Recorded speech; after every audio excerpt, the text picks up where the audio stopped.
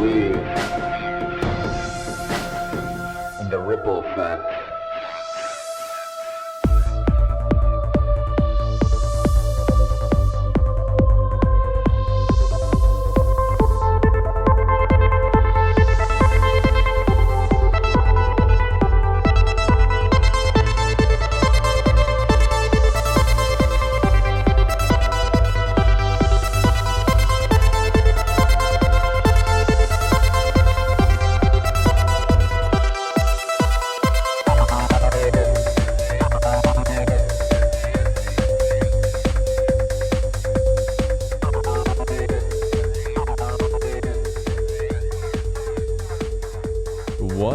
What is up? Another episode of Ripple Effect Podcast. Of course, I'm your host, Ricardo Fernandez, also known as Ricky Fernandez, and a great episode for you today. Unfortunately, it was a little shorter than I wanted because I got out of work a little bit late, and then by the time I got everything up and running, instead of having an hour, we had closer to 45 minutes of a conversation.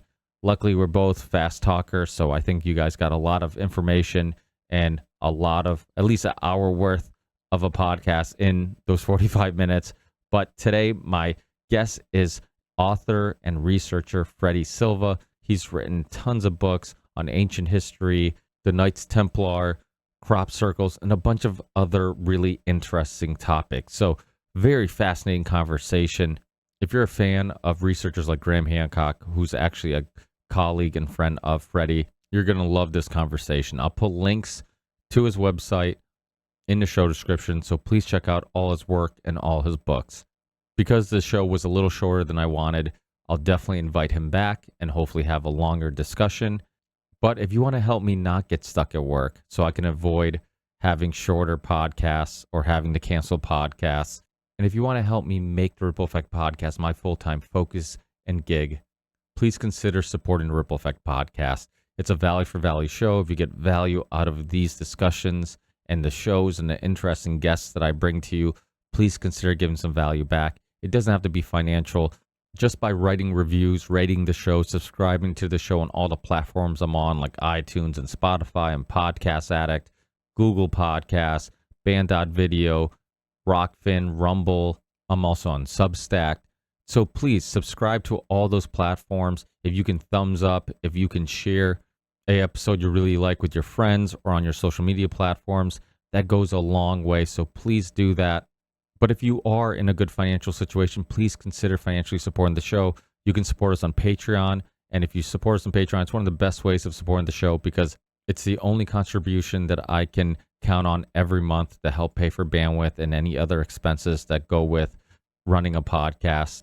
And I also do a podcast with my Patreon supporters from time to time. So if you want to donate as little as $1 a month, you can join us on the next Patreon podcast and connect with myself and connect with other listeners and get a opportunity of being on a episode of the Ripple Effect Podcast. And like I always tell you guys, no donation is too little. Within minutes of uploading a new episode of the Ripple Effect Podcast, I get hundreds of downloads. And within a couple of hours, I get thousands. So I know that there's tons of people that listen to the Ripple Effect Podcast who keep coming back and listen to every new episode I upload. And if a small percentage of those people who listen to every episode contribute as little as $1 a month, I could do the show full time. So please consider donating as little as $1 a month on Patreon. You can also send a one-time donation via PayPal. We also have a Venmo account. We have a crypto wallet if you want to send Bitcoin or Ethereum. We have an amazing merch store with hoodies, t-shirts, hats, tank tops, all types of stuff. And it's a great way of helping the Ripple Effect Podcast because you're advertising the show. Wearing some Ripple Effect Podcast merch can start a conversation with other fans and other people you run into that listen to the show. Or maybe you spark a conversation because people will ask you what the podcast is about. But either way, it's a great way of supporting the show. We also have a couple of sponsors. And like I always tell you, none of my sponsors are people that sponsor the show just for financial reasons. These are all people that have been on the show. If you're a longtime listener, you know every sponsor I have is a past guest that I've been a fan of or a friend of for a long time, and eventually they became sponsors. And it has to be somebody and someone and a service that I believe in and I like. So my first sponsor. It's probably one of the most important ones. It's Matt from Content Safe. Content Safe is an amazing company that saved my butt when I got kicked off YouTube, because once I got kicked off YouTube, I lost a huge market because there's a lot of people who were discovering my show on YouTube. Even with the shadow banning, people were still finding my show on YouTube.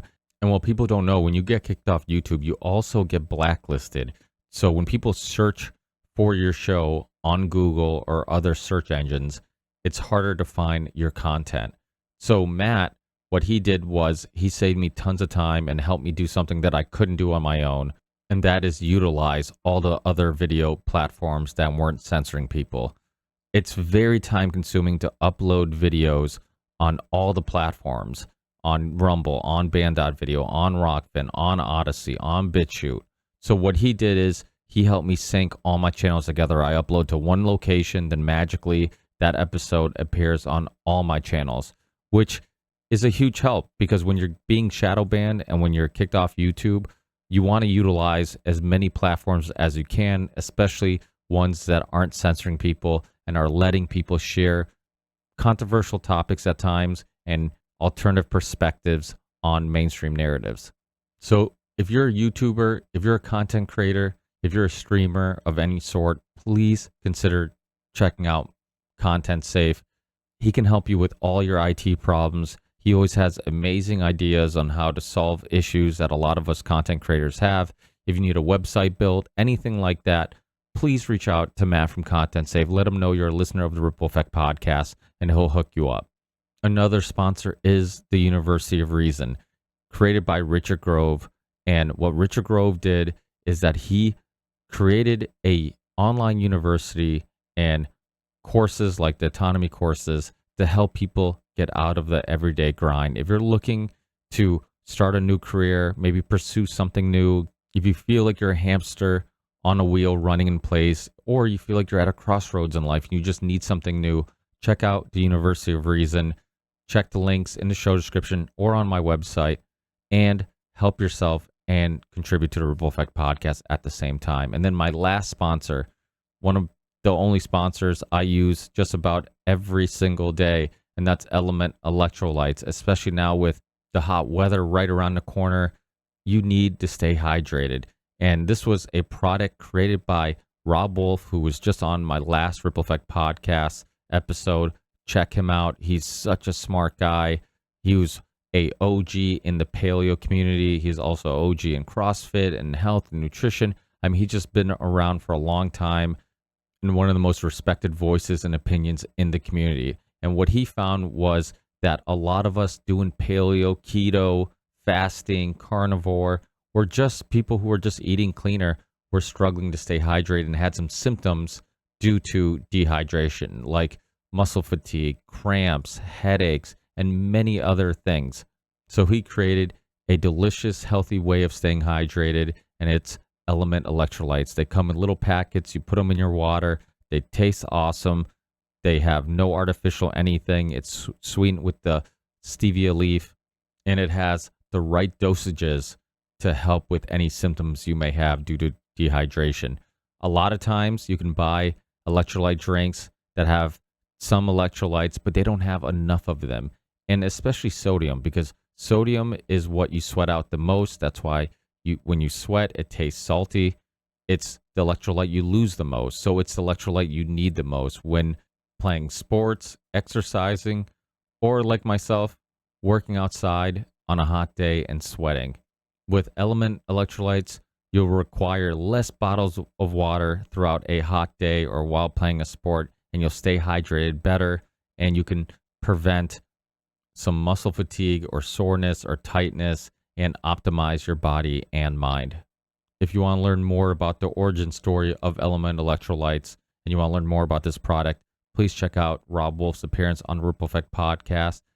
And if it's something you're interested in, check out the links in the show description or use the link on my website, and you'll get a free gift with every purchase, and you'll stay hydrated and contribute to the Ripple Effect Podcast. So it's a great way of contributing to the Ripple Effect Podcast. You get something, I get something. It's a win-win for everybody, and it's an amazing product. So I'm happy to have him as a sponsor. That's finally it, guys. Enjoy this amazing conversation with author, researcher, Freddy Silva, and I'll talk to you on the next one. Peace.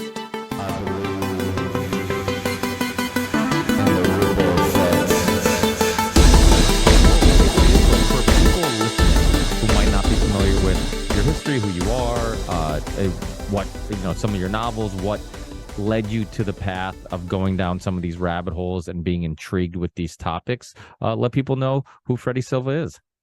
Oh, curiosity. And I do believe that people are born to do something in their life, and some are lucky and they find it pretty early on, and some wait a bit later. I waited a little bit later, and then got curious about the whole concept of ancient sacred space. I wrote a definitive book on crop circles, which basically I gave up my entire life to do, and it became an international bestseller.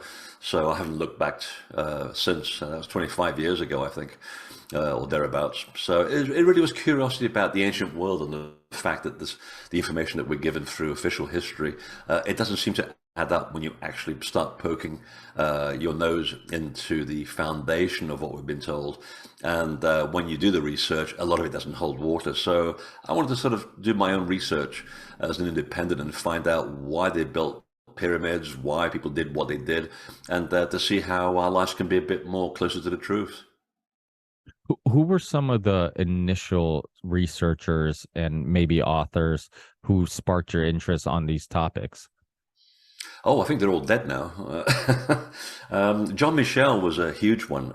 He was an antiquarian back when the title was unknown, and he was an Englishman. And he basically wrote some great books about the new view over Atlantis, about the numerology and code of the ancient sacred sites, how they reveal all kinds of tantalizing information about physics and about how the universe works. Everything was hidden in plain sight.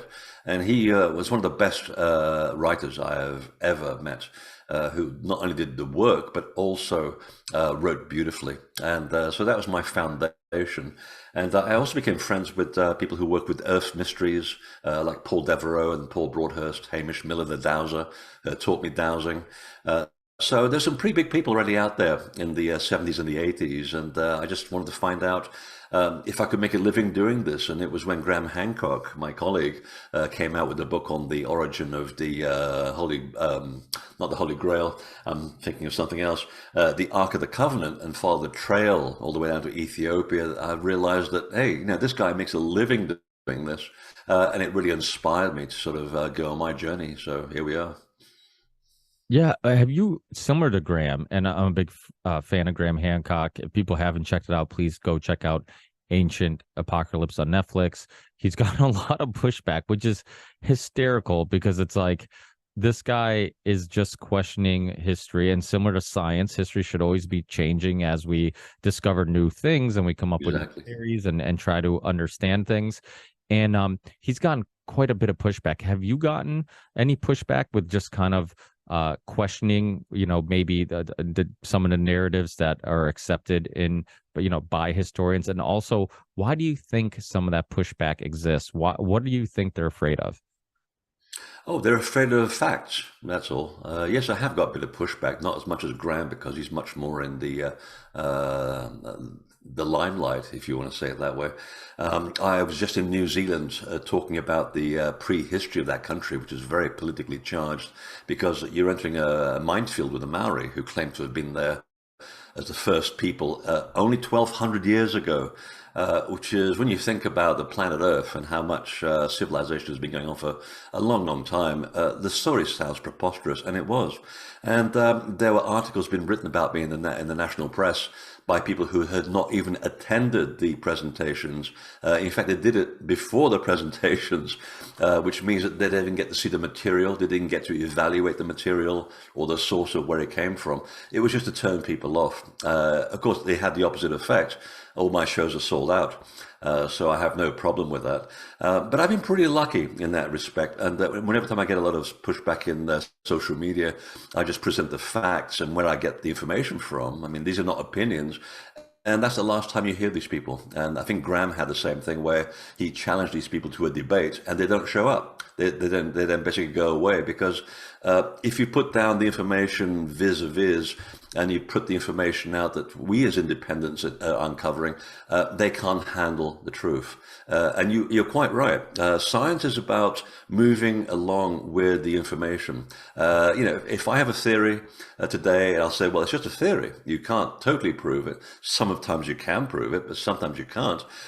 Tomorrow, if someone approaches me with a new piece of information that makes me alter my theory, I will alter the theory and throw away what doesn't make any sense and adapt the things that do, because that's how you evolve. It's not about me, it's not about my ego, it's about the information and about trying to get to the source of the truth. So when you actually present people with these facts, they go running. And the reason really is because there's not many places available for these academics. It's mostly in the universities. There's not much money to go around. So when they stake their reputations on a theory and they literally ride their entire lives on it, anyone that challenges that theory and blows down the ivory tower is a threat to their existence. But in which case, if I was in their position, I would not be able to live with myself going to bed every night knowing I'm telling a bunch of facts which are now invalidated or out of date. So it's about fear, about maintaining the control of their little sort of empire. And believe me, if you think that we're getting it bad, you should see the attacks that go on within academia itself. It's like a mafia, and I actually refer to it that way. These are not polite people, but if you get them away from the limelight, from the cameras and social media, they will actually say, well, the independents are actually working much better than we are because they're not hemmed in by a certain philosophy or a university credo that they have to follow. They have to read certain books and not others. So we are free to basically cross-pollinate ideas, and we have a much better understanding of the past.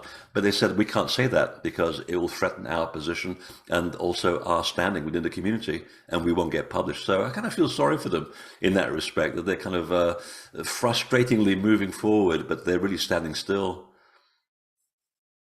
Well, I remember when I had Dr. Robert Malone on my show, which what contributed to me getting kicked off YouTube, but it was awesome to have him on. He was one of the inventors of the mRNA technology. I remember him telling what I thought was a very important part of his personal story about how the technology was when they first was creating it, and all the infighting and backstabbing about which university was going to get credit for it and all this. Exactly. And he's like, all the anxieties, like, and all the political stuff that was going on. People wanted to, get their names on a magazine or make their names famous. And it wasn't about the technology or discovering something. It was all about, ego. And Exactly. that's a huge issue. Also, Ben from Uncharted X, which is another great YouTube channel, who does research in this community. He talked about how you get these historians or anthropologists or whatever who come up with this theory, like, oh, this is how they build this or this, but they're not engineers. And then somebody who's an engineer is like, this crazy concept you have on how this was built makes zero sense. And that seems to happen a lot, and even in science and many different fields, where it becomes a cult where everybody kind of agrees on these facts, and it's like, okay, now this is fact. And then it's usually a outsider who will come in and be like, listen, I know you guys all agree on this, but this doesn't make any sense, or there's some holes in this theory. And so we need that. We need people who come from different backgrounds, will come at it from a different perspective. The wisdom of crowds, you bring a lot of people together, somebody will come up with a good idea, and not be so tribalistic. And exactly. And in fact, it's actually, I like listening to people who come straight off from a different boat altogether because they are not attached to it. I try not to be attached to my work as much as possible, but even I am somewhat attached, I guess. And I'll hear someone saying something, I go, that's a really interesting angle. I hadn't thought about that. And suddenly, let's explore that. Let's see where it goes. Even if it brings down my theory, it doesn't matter, because I could have been wrong all along. I do a lot of background work, and the bibliographies in my books they're pretty thick. That shows you that I've done the homework at least. But if I hear something that's challenging and interesting, even though they don't have an experience in that field, usually I like to hear that, because it comes at you come at something that's so fresh that you actually see what nobody else can do. It's a bit like the pyramids. Whole of academia, they all agree and they're sticking to this idea that the pyramids were built as tombs. There isn't a shred of evidence, not one fragment of evidence that actually backs up that theory. And even the Egyptians themselves said, nope. If you want to see a tomb, you go to the Valley of the Kings. Those are tombs. If you want to go to the pyramids and see how the whole logic falls down, just go down one of the shafts, they're very inconvenient. You have to bend down double. I don't even call them the entrances because I think they were service tunnels. Anybody who's been down there as many times as I have, they're bloody difficult to negotiate, and that's with putting in stairs in there and little places where you can actually put your feet. They didn't have that in those days. And the idea was that the tombs in Egypt, that when the pharaoh dies, they put him in a box and they slide the box, which is the last thing to go in down a shaft into a tomb. The boxes in where they have found the boxes in pyramids, the boxes are too big to go through the shaft, which means that the building was built around the box itself. So that's a deviation from norm to begin with. And there's no body ever provided. And in some cases, there's no box at all or body. So these little things, when you start asking questions, it really rattles the cage quite a bit. And I have often seen Zawi Hawass in Egypt getting very infuriated because, well, he's getting infuriated because he knows he hasn't got an answer for that. And he's staked his whole reputation on that. So it's kind of comical if you're not caught up in the middle of it. Yeah, but I find it so fascinating because when Graham or yourself or Randall Carlson or Jimmy Corsetti or any of you guys talk about ancient history, it's so fascinating because we have to believe. I mean, there's so much evidence that there's missing pieces to our puzzle. There's missing pieces to our story.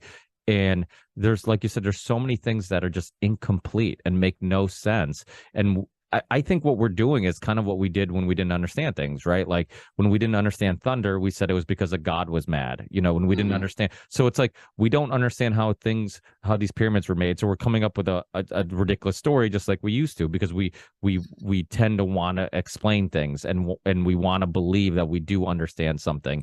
And but I love your mentality because it's so true. Like I'm the exact same way. If I hear somebody talk about something that completely shatters my worldview, my ego doesn't say, oh no, like defend your worldview because he's wrong. No, I go, oh, this is interesting. Like this is a new way of looking at something I haven't entertained. I remember years ago, another person from Britain, Rupert Sheldrake, was on, and a big fan of his and his theory, and like, okay, and I think these are all pieces that will eventually are dots that will be connected because there's something about his research and the mouse experiment where mice were learning a maze in one location, then mice at a different location were learning the same maze at a faster rate, even though they were never exposed to that maze or those other mouses. So this idea that we're all consciously connected in some way, I think that's an interesting piece to the puzzle. And then I've had people on like Dr. Tom Cowan, who talks a lot about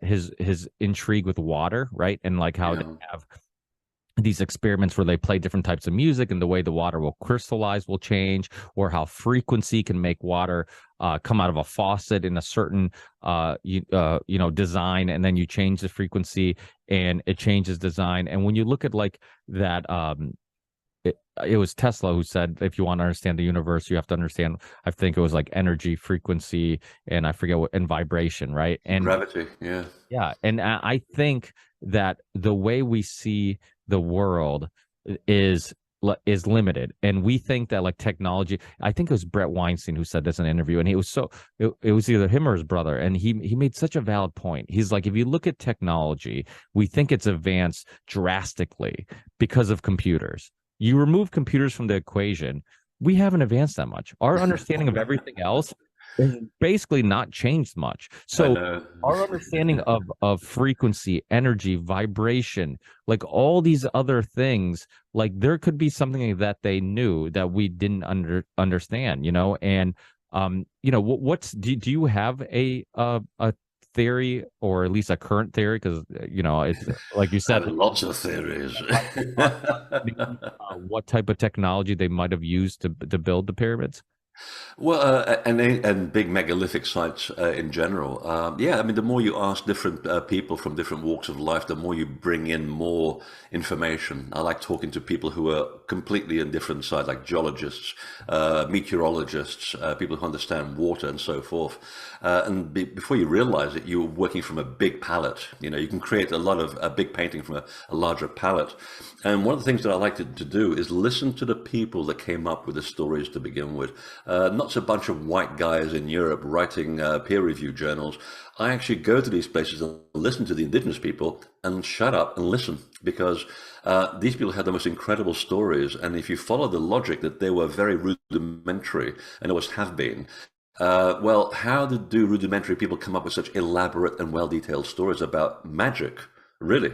And that's when you realize these stories aren't just folklore, they are actually direct experience of the events. And one thing that connects all these stories together is the idea that you have this levitation of stones. So whether you're in South America, Central America, Japan, the Pacific, in Egypt, they always talk about how these places were built very quickly and they use some kind of sound or a device that makes sound, or the human voice and the intent of the human voice. All of these things began to sort of coalesce, and I couldn't quite put them together. And one day I kind of had this sort of aha moment where I worked out that all of the quarry or the source for the stone in so many megalithic sites is hundreds of miles away. And I'm thinking, well, why not use that rock over there? They could have just used that, you know, chock, chock, chock, chock, put it up. No, they had to go 400 miles away down the Nile to get this particular stone. What's important about the stone?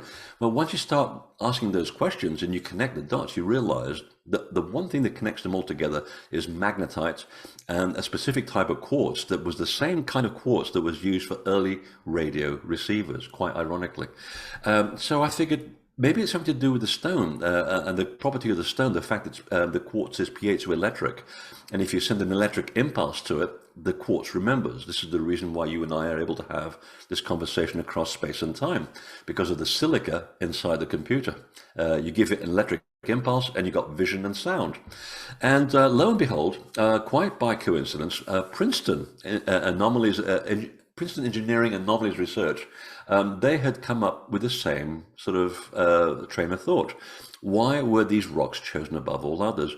And they also homed in on the type of quartz. So they found a piece of quartz about that big, they put it in a tube, and they began to throw sound. And they changed the frequency and the amplitude and the vibration. And there was one sweet spot that they finally hit, and there used to be a video on their site. I don't think it's there anymore. This information is now almost 40 years old. And one moment where they hit the right frequency and the right note, and the piece of quartz levitates inside that tube. So now we've discovered that these stories that have been given to us over at least 12,000 years that they go back to, they were actually witnessing these events, even up in Tibet, where there was a German doctor in the 20s who went up there and witnessed the monks position these musical instruments in a certain geometric configuration around the boulder, and they made a terrible cacophony, according to him, but within a couple of minutes, that boulder was on the side of the hill, about 200 feet up on a ledge. And he wrote this, and he published it in the back of a book it was a New Zealand air pilot back in the 70s called Bruce Cathy. Very technological, very mathematical book if you want to have your brain completely messed with. But the diagram's there. There was an actual witness to the fact that sound can do an incredible thing. So I do believe that sound was a huge component in the creation of these sites. The next thing you needed to do, once you've got an anti-gravity system going on, and I think even Nikola Tesla and Edward Leedskillen, who built the Coral Castle, said, the whole thing about these monuments is you have to understand gravity. That's all they said. They left you this wonderful clue, and I agree with them, because the other thing that connects all of these places around the world is that they were built at the intersecting lines of the Earth's electromagnetic grid. So if you've got a big block of stone that's the size of this room and you've already got it levitating, all you have to do is move it to this conveyor belt and you just push it. A child could probably have done that. So it's again, it's a theory, but so far we have Princeton backing it up, and we have the ancient people around the world saying exactly the same thing. So far it seems to hold water. Well, these ancient stories, Graham's talks about this all the time, Graham Hancock, and I agree with him. Like a lot of people like to dismiss these stories as like, oh, these are just the stories that are told over and over again, and they're just making things up. It's folk tale and whatever. But he respects these stories, and he dissects these stories, and he listens to them, and he tries to understand if there's a metaphor in them, or maybe they're retelling a older story that's been repeated over and over again. Maybe that there's clues in those stories. Yeah. Go ahead. Oh, no, it's absolutely true. And it was, I forget the writer's name, which is very embarrassing. He wrote Hamlet's Mill back in the 60s, an incredible book.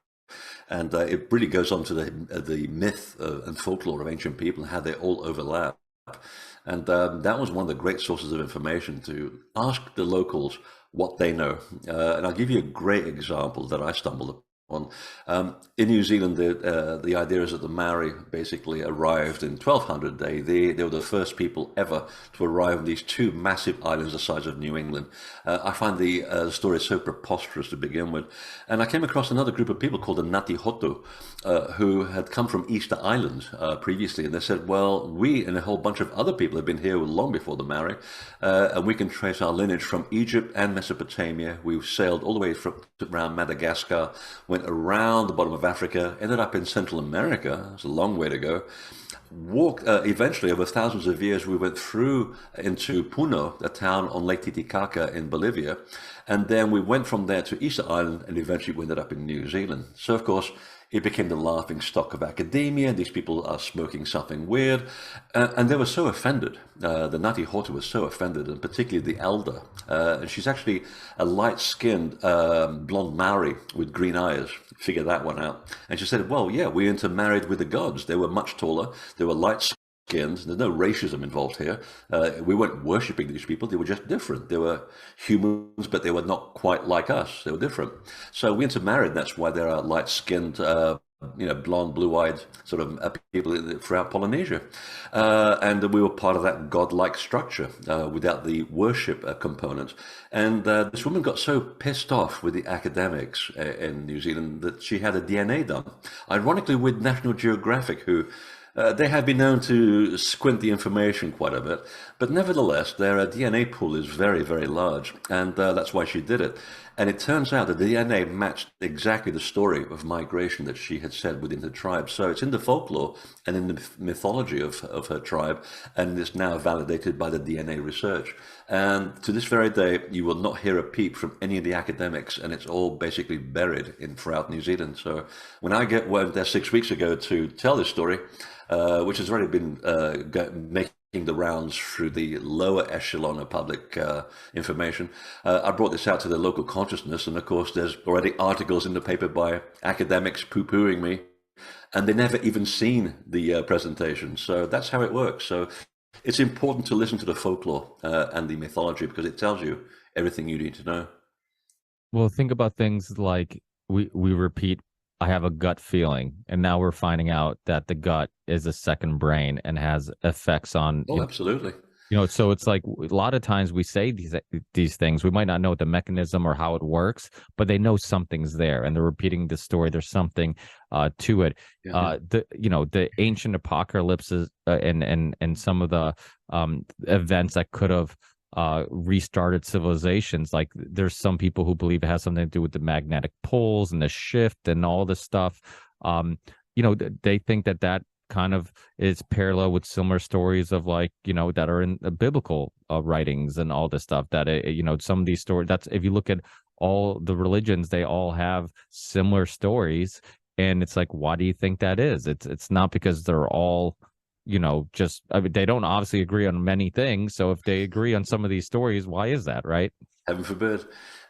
It's funny that you mentioned the gut feeling. There was a study done to try and undermine the credibility of dowsing many years ago.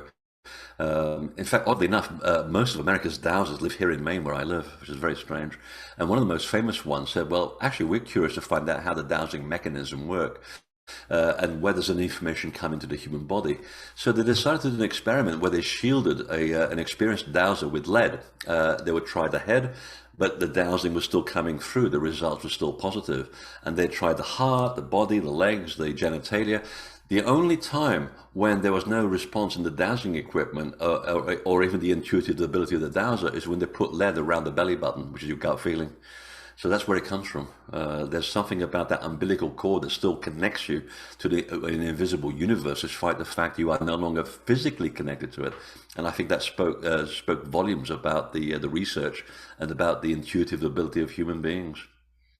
That's so interesting. Yeah, there's definitely something missing to our understanding, or at least there's limitations to our understanding of the universe and how everything works. And again, like we look at our ancestors like they're primitive cavemen, but to me it's silly. I mean, I know you've also done a lot of research on crop circles and that type of thing.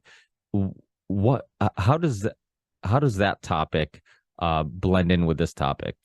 It blends in perfectly, actually. In fact, crop circles are built on the same principles as a Gothic cathedral or a pyramid or a Stonehenge. They just happen to be done with, I'm going to say flattened crop, but the crop is not exactly flattened in the real circles. They're actually just hovering above the ground, which you can't do when you put a roller or a bunch of planks and you get people to go out there and make them. Big difference between man-made and the real phenomenon, which can easily be proved and has been proved.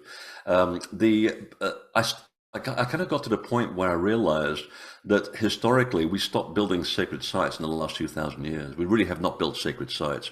Gothic cathedrals are the exception, and they were built by people who understood these rules and the laws of connection between yourself, Gnostic tradition, and the rest of the invisible universe. Essentially, if you strip a crop circle apart, they're based on the manipulation of water, the electromagnetic field, the local gravitational field, because the roots are pointing in the wrong direction. They're supposed to be pointing towards the center of the earth, but they're actually pointing in 90 degrees the other way, which is something not many people know about. That's good for the skeptics, by the way. It shuts them up immediately. And also the fact that there are alterations in consciousness. It's been mapped by Japanese scientists that something happens in terms of your brainwave patterns inside the real crop circle as opposed to a man-made crop circle or being outside the real crop circle. You can compare the two. There are the use of sacred geometry, which also has its own effects in Gothic cathedrals. That's employed to a great use in crop circles. And also, if you look at the mathematics of cymatics, which is when you make sound visible on water or in powder, the geometry is equivalent to the shapes in the early designs. And once we began to find a way to measure the frequency of the crop circles, we could find that there are musical notations within the shape and the geometry of the crop circle that's related to the study of cymatics. So all of this is all hardwired into ancient buildings. So it's the same methodology. And the one thing, and I'm going to push the boat out here a little bit. Originally, there's a woman who's very gifted, and it runs in her family. She's an incredible psychic, and she helps the police with their inquiries to a point where she has a near 100% record in solving crimes in Britain. So she is the real thing, and I'm proud to be a friend of hers. And originally, I wrote my first book about the crop circles based on her channeled material, because when she was accidentally vectoring this information, no one had any idea what a crop circle was. But they gave you a location and the date when the first manifestation would be. And sure enough, it is exactly where the source said. The source named itself the Watchers. They said, we've been around in human form a long, long time ago. We tend to appear at times when humans need a little push forward because they become stuck in their own little box. So they need to branch out a little bit more. So we basically suggest, put things into the human vernacular, and then we leave. We let humans do what they do best, which is wonder, argue, and then fight about it. And some will get it and some won't, but that's the way it's always been.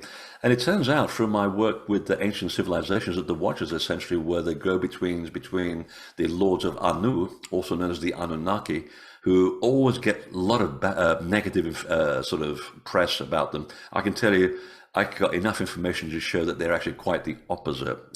People have gone into dark areas with the Anunnaki. Forget those. Those are all based on opinions which have no merit in fact. The Lords of Anu are much more interesting.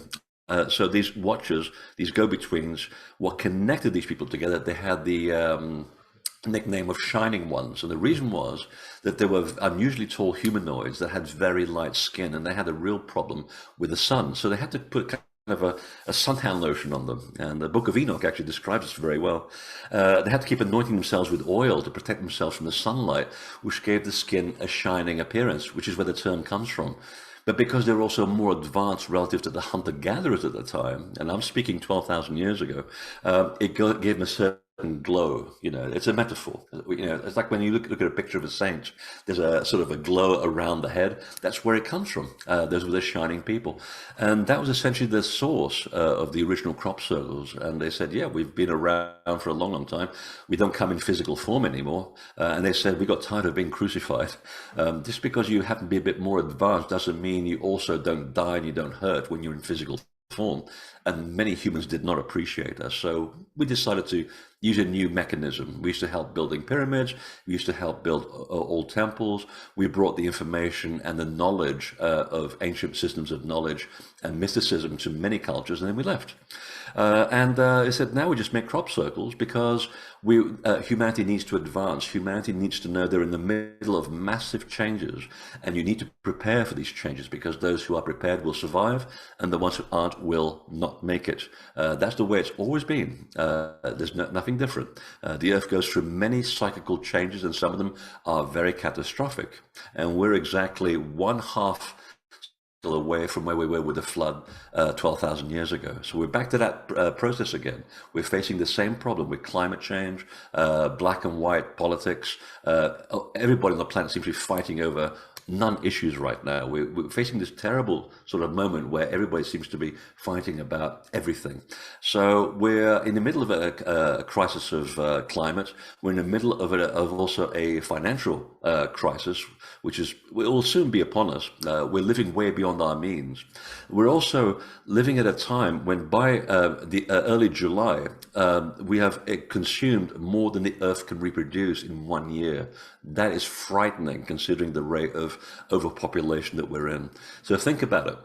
In about 5 years from now, it'll be early June when we've actually run out of all the things that the Earth can reproduce in one cycle. We are basically assuring our own destruction. So what the crop circles are doing, they're putting ideas into the grid of the Earth to get people like scientists or investigative people like myself to put this out there to people and say, look, we've got to look at the world around us. We have to be connected to nature. We have to understand the cycles of time, why people in the past had very, very long range calendars to predict future when they weren't even going to be alive. I mean, a calendar that predicts 140,000 years in Yucatan is of no use to a hunter-gatherer. You can do that with sticks to tell you where the sun and the moon is going to be, and you can grow your crops. So clearly they were looking for something in the long term. And the long term, which is what NASA agrees with, is that the Earth sometimes it is in the wrong place at the wrong time, and big rocks come out of the sky and they hit us. And sometimes the effects are pretty dramatic, but sometimes they're absolutely catastrophic. And we have a period now, which is now acknowledged, between 2032 and 2042, where the Earth every November will be passing through the Tauride meteor shower, and those big chunks that hit the Earth 12,000 years ago are coming around again to be in the same location. So this is what the crop circles are waking us up to. They're putting ideas into how we become much more spiritual. They're giving us new mathematics, which are involved with all kinds of processes, including the rise and fall of the stock market. They're also encoding new technology. And the picture that I put on my book, which I fought for with my publisher, because I know exactly what it does, it was to put the idea into the heads of scientists to create and I quote from these people, to create a new form of propulsion that involves the illusion of gravity. So this design is an anti-gravity design, and it has been built in 3D in London. It's been built in Oklahoma, of all places, and also in Australia by groups of scientists. And they all said, it levitates, it defies gravity. I can't tell you more about it because they're going to bring that out when the political time is ripe for this information to come out. Because as you probably know, people who develop incredible things like the hydrogen-powered car are run over by their own vehicle within a week of letting people know that actually it does work. So everything seems to be happening in the way that the Watchers and the Shining Ones were predicting with the crop circles. And they said the same thing happened when we helped build pyramids and places like that. It was to help humans remember who they are and where their place is in the universe. So when you think about it, nothing's really changed in 12,000 years. They're just using a new mechanism to basically wake us up to our responsibility. Well, that's true. That's why sometimes people will regurgitate old quotes and they'll be just as relevant today as they were when they were written. Exactly. Because Even George Lucas picked up on that with the story of Anakin Skywalker, who starts off as being a Jedi Master of the Light. The Jedi is the pillar that holds up the universe, by the way. He then goes into fear. He gets seduced by the dark side. He realizes that maybe that wasn't the way to go, and right just before he dies, he redeems himself by acknowledging his mistake, and he gets back into the light again. That's a very Zen statement, and it's very true for all of us, actually. We all get seduced by something, or fear, or anger, and all of these things that bring you right down. If you can rise above that and maintain the course of the middle way, that's the way of the true spiritual warrior. And it's been said for 8,000 years, from Japan all the way to the Near East. It's the same teaching. And that's essentially what they want to bring out again, that we have all this information and knowledge that's been given to us by our predecessors who went through all of these problems and survived. And now we're faced with the same problems of extinction on many, many levels, but we also have an antidote. We have the way out, and it's all around us. so, some of these people that you've referenced that are working on some this technology, are any of them Malcolm Bendel, the person that was supposed to be on the Rogan podcast with Rand? I don't know if you're familiar with this story, but it's fascinating. Randall Carlson and Graham Hancock, last time they were on the Rogan podcast in late 2022, they talked about bringing this guy Malcolm Bendel on the show, who was one of these businessmen, very wealthy guy who was investing money and time in some alternative energy and science and technology. And he goes on the Rogan podcast this year. This was about a month or two ago, and Randall Carlson, and Rogan doesn't release the episode. Randall Carlson and I have some mutual friends, and Randall told everybody that's close to him, he's like, I have faith that Rogan's going to release this episode. Hasn't released the episode. It's been probably almost 2 months now, and the rumors are going around that Rogan doesn't release it because it's too controversial, which seems a little silly because he's had plenty of controversial guests on the show. Exactly. But this goes to what you were saying, that discovering some old wisdom that completely changes our worldview or the way we understand time and space or anything like that would be so revolutionary that it would make sense that they would want to suppress it. And it seems like this might be an act of that. But are you familiar with Malcolm Bendel? No, but there's so many stories of, like his, and it's true. I mean, they're basically undermining the vested interests, which are now, we're not talking about millions anymore. We're talking about billions and trillions. And that when you get to those figures, people get very attached to money. It's as if don't you have enough money? How much is enough? But it's a game. It's a game of competition. I mean, for example, much of the problems of the financial system right now, since this ridiculous war in Ukraine began, is literally the abuse of the oil market to raise more revenue. It's completely fictitious. And then hedge funds, which are basically cashing in on the price of wheat, the illusion that there's a lack of wheat. Well, America is one of the greatest exporters of wheat. Why is the price of wheat here so high? Well, it's because of the hedge funds and other vested interests that are keeping that price artificially high so that basically they can make billions. In fact, there was one report today that said that the hedge funds essentially have just made 15 billion profit from the rising food prices in this country. It's shameful. And that's what you're fighting. You're fighting an entrenched system that doesn't want to let go, even though they have so much already that they own.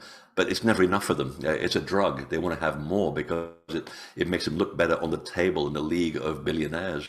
So it's all an illusion, but it's a dangerous illusion, and we're all paying for it. Yeah, I always say that money is the only addiction that is socially acceptable. You know, if you're addicted to money, Oh, I don't know. Scotch comes close.